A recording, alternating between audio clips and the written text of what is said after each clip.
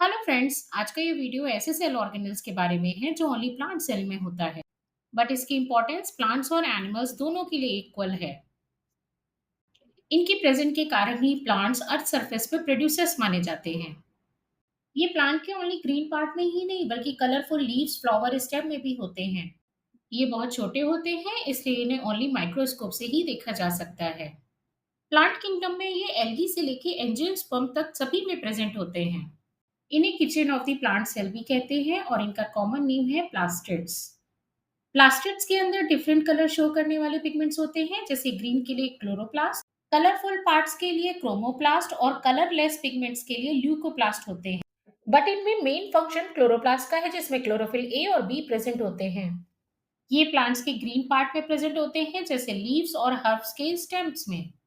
Plant leaf की एक cell में इनके नंबर्स 80 टू 120 तक हो सकते हैं। क्लोरोप्लास्ट डबल मेम्ब्रेनस होता है, मीन ऊपर आउटर और अंदर इनर मेम्ब्रेन।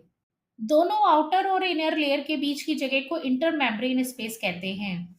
इनर मेम्ब्रेन के अंदर एक जेल लाइक फ्लूइड होता है, इसे स्ट्रोमा कहते हैं। इसमें डीएनए के साथ ribosomes, starch granules and enzymes भी प्रेजेंट होते हैं। स्ट्रोमा में ही फ्लैट कॉइन के जैसे ढेर होते हैं, जिन्हें थैलेकॉइड्स कहा जाता है। ये ग्रेनम के ढेर होते हैं। एक कॉइन ग्रेनम और बहुत सारे कॉइन के स्टैक को ग्रेना कहते हैं। ये स्टैक या ढेरे एक स्ट्रक्चर से कनेक्ट होते हैं, जिसे स्ट्रोमा लैमली कहते हैं। थैलेकॉइड की मेम्ब्रेन में chlorophyll pigment A, B and carotenoid present होते हैं। इस मेम्ब्रेन में एटीपी सिंथेसाइज करने वाले एंजाइम्स और कुछ प्रोटीन भी प्रेजेंट होते हैं। प्लांट्स में डार्क ग्रीन प्लेस पर क्लोरोफिल ए और लाइट ग्रीन प्लेस पर क्लोरोफिल बी होता है। येलो पार्ट में ज़ैंथोफिल या कैरोटीनॉइड और डार्क पार्ट में एंथोसाइनिन होते हैं। क्लोरोप्लास्ट एक ऐसा रिएक्शन सेंटर है जहां लाइट एनर्जी केमिकल एनर्जी में कन्वर्ट होती है। ये कन्वर्जन दो स्टेजेस में कंप्लीट होता है, first light reaction and second dark reaction. Light reaction means in the presence of sunlight, जो थैलेकॉइड मेम्ब्रेन में कंप्लीट होता है। यहाँ क्लोरोफिल सनलाइट एब्सॉर्ब करके एक्टिव इलेक्ट्रॉन प्रोड्यूस करते हैं, जो इलेक्ट्रॉन ट्रांसपोर्ट सिस्टम में पार्टिसिपेट करते हैं।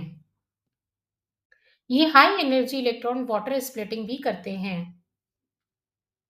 जिसमें वाटर मॉलिक्यूल H2O हाइड्रोजन और ऑक्सीजन में ब्रेक हो जाता है। यहाँ फोटोफॉस्फोराइलेशन भी होता है, जिसमें एटीपी और NADPH एनर्जी बनती है। नेक्स्ट है dark reaction, means in the absence of sunlight. ये रात के समय क्लोरोप्लास्ट के स्ट्रोमा में होती है, इसे केल्विन साइकिल भी कहते हैं। इसमें लाइट रिएक्शन में प्रोड्यूस हुई एटीपी और NADPH एनर्जी यूटिलाइज होती है, जो एटमॉस्फेयर की कार्बन डाइऑक्साइड को ग्लूकोज में कन्वर्ट करती है। इसे कार्बन फिक्सेशन भी कहते हैं। इसका एंड प्रोडक्ट ग्लिसरॉल्डिहाइड 3 फॉस्फेट है, जो ग्लूकोज और अदर कार्बोहाइड्रेट बनाने में हेल्प करता है।